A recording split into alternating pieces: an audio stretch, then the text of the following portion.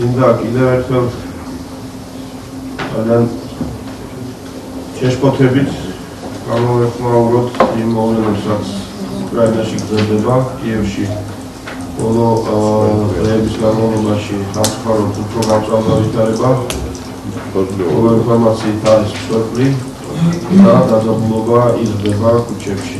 ეს რა თქმა უნდა იწვევს ჩვენს საერთო შეშფოთებას, ჩვენ პარლამენტში არსებულმა პოლიტიკურმა ძალებმა არაერთხელ ძალიან კარგად გამოვხატეს ჩვენი მხარდაჭერა უკრაინელი ხალხისადმი და მე კიდევ ერთხელ მეგონი ყველას მოსაზრებას გამოვხატავ, თუ კიდევ ერთხელ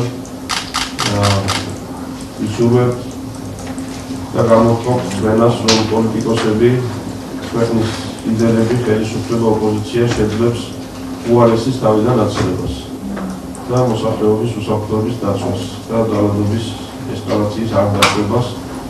ეს არის ძალიან მნიშვნელოვანი უკრაინელი ხალხისთვის, ეს არის ძალიან მნიშვნელოვანი ქართული ხალხისთვის და მთლიანად რეგიონისთვის.